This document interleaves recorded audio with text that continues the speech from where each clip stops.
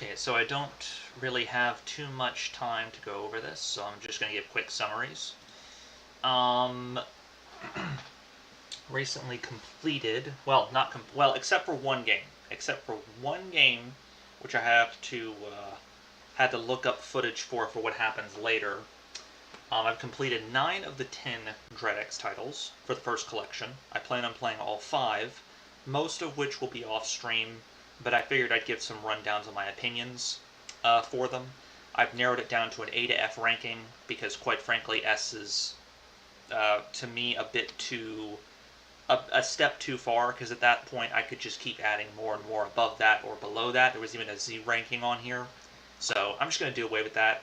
F is garbage, or at the very least, something I particularly, from a subjective opinion standpoint, just flat out do not like, regardless of its quality. There's just stuff about it I don't like. D is I don't like it, but it leans more into the category of disappointingly bad, where I can see the potential for it, but it doesn't quite reach the potential. C can fall under different categories. It could be slightly above average or pretty good. It can be mediocre. It could also mean a 50-50 split, which is a rare score I give to any work of fiction where half of me absolutely loves it and half of me absolutely hates what's on display.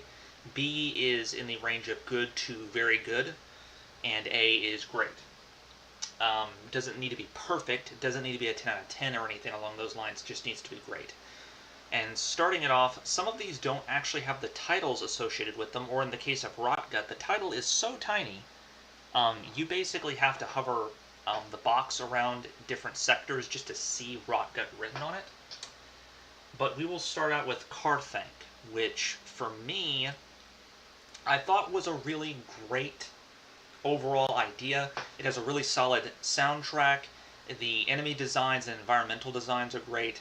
I love the little story of, at least from what I could gather from the title card that you read before playing, of an archaeologist desperately trying to, unless those title cards are not related to the overarching plot of the game in question, the idea of an archaeologist of sorts plundering these depths in order to get money um, for his own personal reasons. So he's diving into this. I love the mixture, or the general concept of an Indiana Jones style adventure in a sci-fi setting. It ran really well. Good performance. Um, it did have some level of variety in terms of the gameplay, from having to dodge traps to run away from enemies. Unfortunately, I didn't particularly care for it all that much, and it mostly boiled down to sheer frustration. I love the ending, though. I actually really like how it ends. It's spoilers for anyone who hasn't played any of these. I might be spoiling little bits of it here and there. I won't go too far into it. But I felt like it was an appropriately fitting and macabre ending, considering what his objective ultimately was. Um, Good little bit of tension right there near the end. But unfortunately, there's a lot of problems with Carthank that um, really build up and made it frustrating. For one, certain light sources that you use, like at one point there's a light fixture that you can use in the game that you only ever use once, that the game establishes it as if it's going to be a primary mechanic, and it's not. The camera that you have with you doesn't really do much except for maybe help you with a few, like 1 or 2 puzzles um, involving cartography, or just taking a picture, going to another point on the map, and then just memorizing what you took a picture of. Uh, some of the platforming really almost drove me to tear my hair out on a few occasions, because your character goes Mach speed relatively quickly, but you're in certain situations where you really need to slow down, or you need to have a situation where you would need to build up momentum for certain jumps, but your character is moving at such a fast speed in such tight locations that you end up overshooting things rapidly and running into stuff, especially when you're running from certain scripted enemy encounters. Or in one case, there's a timed encounter involving some platforming in a very, very dark environment. That is an absolute pain. It also doesn't help that is no collision detection with some objects, so you'll see rock formations for certain platforming sections, and you'll think, oh, I have to jump on top of them, or I have to jump over them, or oh, I'll get stuck if I, stop at that point, so I have to jump over them. But it doesn't really matter because some of those formations, you can clip right through them and keep going, so that throws you off mentally for what you need to do in order to survive certain encounters. The other issue is in terms of how slippery you are during one section in particular, and just in terms of your character's balance when it comes to jumping from platform to platform. I swear there's a few sections where it's just way too slippery, and you will slip off surfaces you should not slip off of, or you'll slip onto them and then rapidly slip off. And when you have enemies trailing after you who are running at Mach speed, it's very frustrating. Very frustrating. So overall, I want... Oh, the other weird thing that happened to me, the probably the biggest, not the biggest offender necessarily, but just to add to how finicky this game can be, when the enemies are introduced to you, the only real enemy type in the game, there's a point, and I don't know how often this might happen for other players, but there's a point where you'll just start getting hit out of nowhere. You'll start just taking sections of damage, and I was trying to figure out if an enemy had snuck up on me, but when I was playing, I checked around and no one was near me. So I thought at first that maybe I was taking, in other RPGs it's referred to like as psychic damage or mental damage, where if you look at, I figured maybe there was a mechanic where if you look at the enemies it might damage you from seeing them, almost like something out of a work of cosmic horror. But no, sometimes you'll just be around, you'll take damage for no good reason, and it'll stop. So there is a possibility that you might run into a glitch in this game where you'll start taking damage when the enemies aren't even triggered to attack you and they're nowhere near you, and you might just die and have to restart from a checkpoint. So overall, I get what they were going for, and I love the idea, but I'm going to have to put this in D tier and say I didn't like it, which I hate to do, considering how cool of an idea it was, but it was just more frustrating than fun up to that point. But I am aware that the same developer, Scythe Team, worked on, for the upcoming collection I'll play, DreadX Collection 2, they worked on a different game that also, much like this one, looks very promising and might be an improvement over this one. So, let me make sure real quick. I'm going to take a momentary break. Wow, I talked about that a lot longer than I planned on, actually. So I'm going to have to put that in D tier. I'd rather not, but I feel like it's only fair to be honest about where I'm placing these games in the tier list. Speaking of the tier list and honest rankings, I can easily say that by comparison, Don't Go Out was a real standout surprise. This one is sort of styled off of a Super Nintendo sort of turn-based strategy game, mixed with a card game where you have to survive a certain number of turns against enemies you cannot fight against. You can run away from them, you can summon cards for other members of the team that have certain abilities and certain specialties. Or you can even utilize cards to have your friends killed, or even sacrifice them, or have like a burst of energy where you can run, but there are certain negative factors to certain card draws. The card draws are random, so you may not necessarily get the same type of card draws each time. I'm going to go ahead and put this in B because this was a really great example of giving players, once I realized that you couldn't rely on the card drawings being the same each and every time for the pool, and on top of that, the really terrifying and startling realization as you're playing that there are no card drawings for fighting against the enemies, and all of the enemies deal one-hit kill damage to your party, really sent this one skyrocketing up to B easily. It does a great job at building tension. I love the ending without going too much into it. It's a really great ending that ties into the concept of hopelessness really well. And I kind of wish out of all of them that this one in particular, besides maybe one or, well, actually there's about 4 games in here. One of them is getting a full release. But there are 4 games in here that really could do with further expansion. Some of these, like Carthank, are fine as they are, although I would have preferred maybe, possibly a better game. But some of these other ones really could do with a much larger expansion on mechanics, and Don't Go Out is certainly one of them. The only major downside to Don't Go Out, besides the fact that it's kind of trial and error, but it works for the most part, is that because the card drawings that you get are random, it's a semi-roguelike, I would say, in that regard. You can get screwed out of runs very early in, depending on how unlucky you are, or depending on how your strategy plays out in regards to your luck for the cards you are given. And for something so short as opposed to a longer, more involved title, that can be kind of frustrating on a few occasions. And getting used to the UI is a little peculiar as well, but otherwise, this one's solid. This one's very solid. It also has a lighting or a light mechanic involving whether you can throw out torches or light sources that are gradually dwindling, meaning in order to complete the objective, you've really got to be on your toes for when those lights go out because your visibility is cut down significantly, and that really does a good job of adding to the tension. That one is a solid B. Hand of Doom is a C. Not mediocre, not slightly above average. It's good. It's definitely good.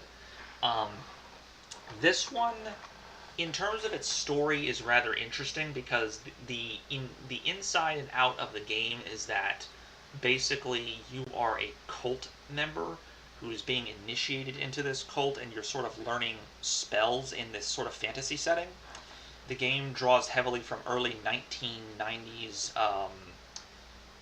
dungeon crawlers of sorts, and it has a spell casting system that you have to learn and manage manually. So if you have to go into your journal, memorize certain spells that will do certain things, and then actually have the spells ready to go.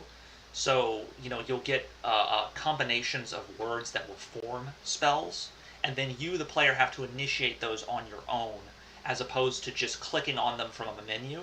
So it gives it's a great throwback inspired title in terms of the aesthetics and the intent. The execution, on top of that, there's also a really interesting element to the game's storytelling tied into its info card that implies that there's a lot more going on with this game than what might initially be present. Since it seems to, without going into specifics, it seems to draw a lot from the idea of the satanic panic of the 1980s. And that's really, it seems to take place too in an alternate universe of sorts, where certain conspiracy theories are true and certain truths aren't true, and that's really fascinating. And it's sort of only briefly mentioned, and then once you get into the game, it's as if none of that stuff actually seems to matter with the plot. But I kind of get the feeling, especially with a full release coming down the line from this development studio, from my understanding, is that might, I have a suspicion that might be expanded upon much heavier at a later point. That makes me really excited. Unfortunately, the one major issue with this game is also one of its greatest strengths, in that it is very much a full-blown, it fully dedicates itself to its throwback concept in terms of, how puzzles are solved and such, since this is really more so a puzzle game. Early sections of the game are very easy for the most part. Later sections, I say sections, the later section of the game where you have to solve a puzzle involving a maze and spirit hopping, I'm going to be frank, I don't think the rules are properly explained well enough as to how it works. At first I thought maybe it was to get rid of barriers, then I thought maybe I had to jump through spirits as they were pointing in other directions in order to get from space to space. But sometimes you don't need to do that, because before that there are certain hedgerows that you can just jump through without any ghosts being nearby. I had to basically look up a walkthrough for that. It's the only time I had to. Every other time, you can figure it out really easily. It doesn't help that if you die in this, if you mess up and die, you're given a few tries, but if you mess up and die with this specific spell, it's basically a game over and you have to restart the entire thing from scratch with no checkpoints, no autosaves, and no manual saves either, which was rather... I prefer manual saves, or at the very least well-placed checkpoints, over having to restart something from scratch over again, unless it's an old-school styled arcade game. When it's something like this, personal preference, I'm not really a fan of that. That was rather frustrating, and that also resulted in me having to look up a walkthrough just for that one section to figure out what was going on. Now, granted, you are given a spell to cast where you can replenish blood, but I made the mistake of not using that beforehand, and, so, still good. It's more so like it's a C, but I would say it's more so a solid 7 out of 10 if I had to give it a score. It is absolutely a good, short, little fun game with a great macabre ending. I love the cheesy little macabre ending and how the game sort of throws you for a loop. I like that. I approve of that. But I wouldn't necessarily call it great. And real quick, I'm just checking to make sure the stream's going well. Stream quality's good. Okay. Moving on. Mr. Bucket Told Me To. This is another solid C, and I have to give especially solid mention to the writing. This is from a developer for a game I recently played called Space Warlord Organ Trading Simulator, which quickly and rapidly became one of my favorite games of all time. I absolutely loved the gameplay experience for that. This doesn't quite live up to that standard. This is about a dude who's basically stuck on an island, castaway style, and you start to form relationships and companionships with the items that he has crafted: a spear, a bucket, a bowl, and it's sort of a a darkly comedic take on the whole character going insane on an island type of situation where, gradually the further and further you go through and you have to survive and manage, whether you drink, whether you eat, whether you poop even, you slowly get a sense of how lonely the main character is as you play them, and his rapidly deteriorating mental state. But it plays it off in a very darkly humorous way to help offset the rather, especially near the end, the rather depressing, the genuinely kind of sort of depressing subject material. It's a shame the gameplay isn't quite that great. It doesn't help that in some sections when you're exploring the island, the geometry of the levels in relation to some of the hit detection can be kind of screwy, where sometimes you'll be walking around in open sections, but you'll hit like these invisible walls. I'm not sure if they just forgot to like model in certain objects and they don't show up in certain sections, but you'll just hit nothing and you'll think there's an invisible wall there, but then you'll walk around this invisible barrier and then you can just walk around fine. It feels very much like, if given more time, it could have been polished a lot more gameplay wise. But otherwise, it has the comedy aspects and the writing aspects down pat. That is fine. But it did feel a little too short for what should have been, I think, a much longer, more in-depth experience. But it's otherwise a solid title, and I'm not too surprised considering the dude who made Space Warlord Organ Trading Simulator made this, because the downright bizarre tonal shifts between really unnerving, funny, and heartfelt seems to be something of a trend with this developer. So this one was definitely a solid little playthrough, despite feeling a little underwhelming in some regards. And then there's Outsiders. This is the one going into it that I was insistently told by others to go in completely blind. Do not, under any circumstances, look up what it's about. And I'm very glad I didn't. This is also the only one, as just a note, I did not finish myself because, quite frankly, one, I was having a lot of difficulty handling the time limit in relation to the objectives. Two, it may be the scariest one out of the entire first game collection, and was actually starting to bother me and get to me, and I really didn't want to put up with the stress. So there's that too. I'm putting it in A. Outsiders is, for the time limit given, in regards to the story it tells, how it ties in mechanically with the gameplay, is rather brilliant. Not a 10 out of 10 experience, but pretty great, and a game in and of itself that could easily be expanded upon. And even if it wasn't expanded upon, this is probably, out of all of the games on here, the one game that could have been released on its own as a standalone release, since it's roughly about an hour to 2.5 hour long experience, depending on how much difficulty you're having. This could have been released at a cheap price on its own, in terms of its level of quality. You're basically, it's sort of a rogue-like in a sense, where you keep dying and waking up in this house, stuck in the middle of a rainstorm. But there are these invisible timers where you're not alone, basically. You are not alone in this house and in this environment, and you have to figure out why you are there. You have to figure out where items are that are randomly spawned and generated in some areas, and you have to figure out how to avoid taking damage from certain enemy types that I will not go into, that show up at certain points. I was only able to get through the first few runs of this before I had to. It was late at night. I quite frankly had to call it quits because it was far too stress-inducing. But upon looking up playthroughs of other people playing it, just to see at the very least how far in the game truly goes and how the story plays out, this one, yeah, I very much recommend for anyone who might actually stumble across this video. If you are curious about this collection and interested in playing it, this is the one to save for last. Play all the other ones before getting to this one. This is the ones that I recommend saving for last, and I will not say anything else about it besides it's very well done, with a really satisfyingly, bleakly funny ending to boot.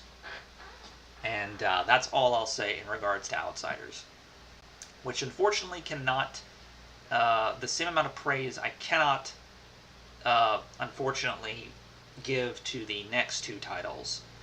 The Pay Is Nice is something I wanted to give a C or higher, but by the end of it, I'm going to have to go ahead and say is a D. This one is basically a Resident Evil style adventure game of sorts, where you play a person who's been sort of roped into a conspiracy to pretend to be a scientist for the sake of making money off of very shady and dubious experiments. It has a very excellent horror atmosphere. It tells a fairly interesting, mysterious, creepy story. But quite frankly, I feel like it feels too incomplete. It also doesn't help that mechanically, all you really do is walk around and interact with things. And some of the horror elements, speaking of interactivity, the camera in this game is a bit of a pain. Sometimes when you're walking from one section to another, the camera will take forever to actually follow through, so you'll just sort of be walking and trying to sort of pinpoint when you can activate the next camera angle to transition, so that way you can see where you're going. And in other cases, depending on the angle you walk into certain scenes at, the camera just won't trigger, so you'll have to walk and wait and hope to see your character to get an idea of how far in you have to walk back into a scene before trying to figure out where else the camera will activate for a new sequence. So that was sort of frustrating. And on top of that, the ending is way too abrupt. And some of the horror elements don't quite work. At one point, there's a scare involving masks that the implications are interesting, but it feels like some of the elements tonally are sort of a hodgepodge from other horror genres that are sort of mixed in for the sake of adding to the mystery. And unless this is expanded upon into a larger game, if it ever gets a chance, considering the developer seems to be missing in action. I even tried to check out their website and their itch page, and it's like they don't even exist anymore.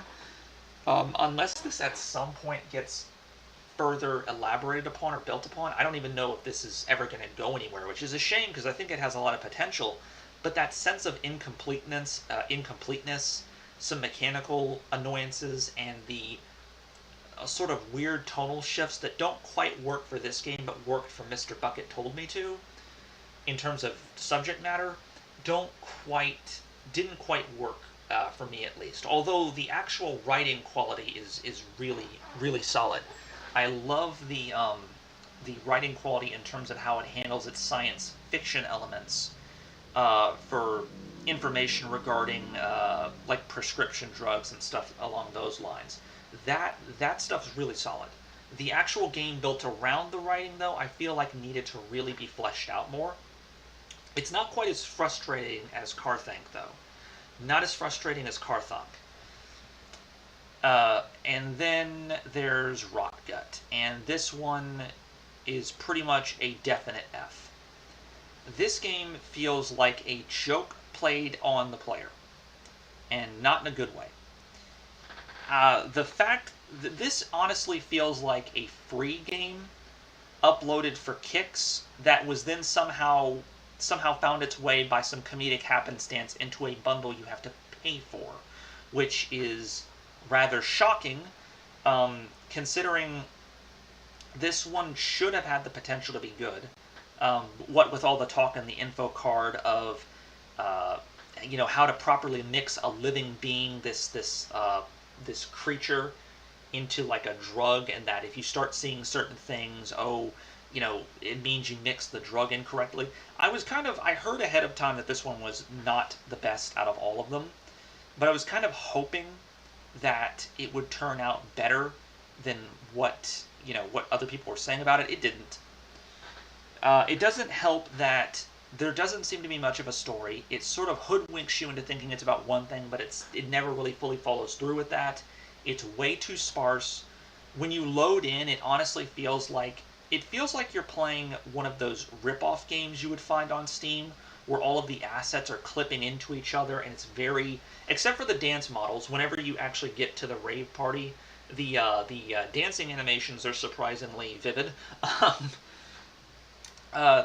And there is a good sense of build-up when you're building up to this sort of drug trip this character may or may not be on, where as you're walking through this tunnel, you get to see depictions of what people have seen while on these drug trips.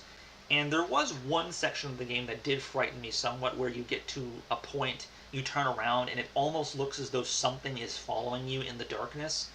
And that was pretty good in terms of building up scares. Otherwise, it's just not scary. It's not... It feels very incomplete. It feels like it hoodwinks you into thinking it's one game, but then it turns out it's one grand joke of sorts where nothing really happens, as far as I'm aware. Apparently, though, but worst of all is how the game seems to be somewhat broken. For one, I've seen speedruns where you can walk off the map. So there's not even really any point where the game just ends naturally. You can just walk off the map, so it's just a pre-built asset. It just feels very haphazard. Like, sometimes when you go into the tunnel, and if you back out of the game will register that you finished or completed it, even if you haven't even reached one of the endings. I've seen playthroughs where some people literally cannot get endings to activate, so they think that the game's just over. So it just feels really haphazardly put together, and it's a shame, too, because I was kind of hoping, with all the talk of consulting your local Hierophant, in case you don't tap into the Elder God or whatever, in the little info card for this drug trip, I was kind of hoping that this one would have proved me wrong and turn out to be really, really cool, and that maybe everyone else was wrong about it. Or maybe even with all of these cheaply made assets, they would still be able to string together something really interesting out of it, but it's just not. It's just not. And it's slow, too. It doesn't help that, compared to the other ones, the movement speed of the main character is so ridiculously slow that it just feels like a slog to get through, and it ultimately feels like there's almost next to no payoff. Oh, and on top of being weirdly glitchy, sometimes when you load back into the game, if it registers that you finished it, sometimes it will deregister that you finished it. So when you finish all of these games, you get sort of a little surprise at the end. You can't get to that. I would imagine some players may not be able to get to that if it bugs out that way. So I had to go back into the game, exit out, and then it somehow registered that you completed it anyway, even if I never started it to begin with. So I don't know. I would certainly hope, at the very least, that the developers went on to make better games, because Rotgut was, in my opinion, despite the potential, terrible. And now on to the next solid B, I would say, though sometimes it lapses into C, would be Pony Factory. Again, another title from David Szymanski's Mind of Horrors. This one is a game in which you play a character diving into a factory that is powered by hell itself, turning people into basically horses, or horse people. First-person shooter. I live streamed this one, and the tension that this one creates just through its lighting and sound alone is worth the price of admission. On top of the rather macabre, the weirdly macabre subject material that's surprisingly a lot scarier than it would initially seem. Really solid shooting mechanics, solid sense of horror and dread buildup, since there's a lot of sections where you think something's going to pop out at you and nothing ever arrives, which is brilliant.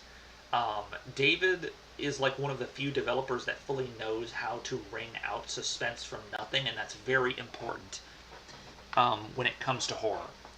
The only other issues I would say that I have with it would be that there's not much enemy variety. Give me a minute. Not much enemy variety. Oh, yeah, you have to backtrack up to a certain point all the way back through, which I kind of wish didn't need to happen, but I understand what they were going for. And the fact that enemies will sometimes just flat out glitch out. Some enemies will glitch out, and if you're on a higher plane, if there are enemies below you, they won't necessarily know how to get to you. They'll try to rush you, but they will get stuck on the wall on the lower plane of the level. So all you have to do is lean down and shoot at them from the higher plane, because they're too busy trying to chase you from a lower section and they can't get to you. So sometimes the AI just bugs out completely, which is a shame, but considering this was made in 7 days, I'm not too surprised that there weren't a few kinks that needed to be ironed out. But otherwise, another solid title from David Szymanski, and I swear I will get to Dusk eventually. And now there's Shatter. Shatter is without a question or a shadow of a doubt in my mind my favorite of the bunch. Outsiders is easily the runner-up. Outsiders is a lot scarier. It's probably the scariest out of all of these. But Shatter is special in that it does what games like Silent Hill or other similar games of that nature do, and it instills a sense of almost eerie and surreal wonder at times in its horror. This is a science fiction tale about a world that's been besieged by what basically amounts to an invasive species or multiple species that have sort of torn apart and redesigned the world in their image. Mankind is sort of just getting by with or without their help, and you play a person that has to help one of these beings, and I loved this. I loved this one. Mechanically, it's rather straightforward, but the pacing, the intrigue, the fantastic mix of both eerie wonder and writing and just imagination and horror, when the horror does kick in, it takes its time to sort of build up to it, but once you hit the section of the game that is truly terrifying, it is nail-bitingly tense. And blatantly Silent Hill inspired if you look at some of the imagery. But it's just such a fantastic mixture of game design philosophies. And unlike some of these other ones, you can save. There's a save point. You can save your progress in this one. So if you need to step away from the game and come back to progress, you can, which is nice. I honestly feel as though the only real issues with this game are the stamina system, which is a good idea in theory, but it takes way too long for you to recharge your stamina to run. I would say the upgrade system, since there's only one real upgrade you can get, an optional upgrade that helps you quite a lot, I would say. But by the time you reach the end of the game, there's a section where it sort of cuts you off from getting that upgrade, which can be kind of frustrating considering you don't necessarily plan ahead for that to happen. So you can be sort of caught off guard and not get a chance at an upgrade that could really help you. And I guess the only other issue with this one would be that it's long enough, but it also feels too short and too sparse in a sense. I genuinely think this one could become a full-blown game in and of itself. From the looks of it, that probably won't happen, considering the developer who's working on this is developing the one game I'm looking forward to more than any other right now, Dread Delusion, which recently came out on Early Access. But if this is any indication, this developer is very much on the path to making fantastic games down the line, because the sheer level of quality and imagination on display in this one alone, I'm not surprised they went on to make something like Dread Delusion. This one is great, and my personal favorite of the bunch, though Outsiders is a very close second. And to be fair, Outsiders is a lot more mechanically in-depth and is a lot scarier than Shatter. Shatter has a very slow build-up to the scares, whereas Outsiders, from the get-go going forward, constantly puts you on edge up until the end, and then the horror dies down. And last but certainly not least is my next B tier. Personally, I would say my least favorite, Pony Factory is my favorite of the B tier.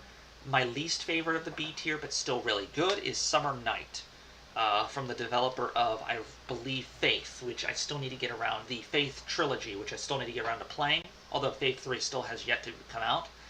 This one is basically a sort of pocket game that you play, but as you play it, you start to realize that there's something going on outside of the game.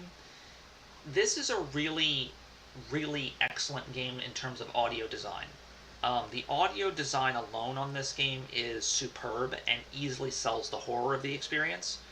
And I really love how it draws direct inspiration, convincingly so, back to very early childhood of sort of fears that are created from the imagination of sorts. I thought that was really good. The whole game within a game idea is actually handled really well, as both the graphical design and the UI design and the mechanics of the game you are playing in the game, of this little pocket game that you are playing, are really solid. Personally, though, and this is just me, the only issues I really have with it are, one, that the ending seems a little too abrupt, although I kind of get what they were going for, and the interior mechanics of the game can be somewhat frustrating at times, as certain enemies can sort of, when you run into them, they can sort of trap you, so you can't, it's a little hard to get quite the feel of how close you can be to a certain enemy that can trick you before you can get away with it, get away from it, which can lead to a few frustrating lost lives or lost health bars. And honestly, this one, it being a B is more so subjective because it's a very short experience. It does exactly what it sets out to do, but unlike Outsiders or Shatter, which went well above and beyond my expectations in terms of execution and subject matter, and also partially because they tie into subject matter that I myself personally find very interesting, Summer Night has really excellent build-up to the horror, and the payoff is not quite as good as the build-up. The build-up is brilliant. The payoff and the overall, the way it all ends, is a little too abrupt and semi-anticlimactic, though again, I sort of understand what they were going for. So, yeah, this one for me personally, just subjectively speaking, more so than objectively, is definitely in the B category. But it is still really solid. And the collection overall, I would say, all things considered, despite 3 of the 10 games being ones I did not like, with one in particular being one I outright hated, was a really solid experience. And I kind of wish more games were like this. I wish there were more anthology-styled games or challenges where developers could really go nuts with their creativity with a short time period to develop stuff. I really feel like there should be I really feel like there should be more anthology-style games like this that aren't in the horror genre, where developers can just go wild with limitations, within their limitations. Um, and I'm very much looking forward to trying out the other DreadX collections, as from my understanding, up until the recent 1.5, it progressively gets more and more interesting and better. So, and I pretty much have the rest of the tier list ready to go for that, so I'm very much looking forward to how these other shorter games and developers are going to be making going forward. And with that, I am pretty much done with this tier list.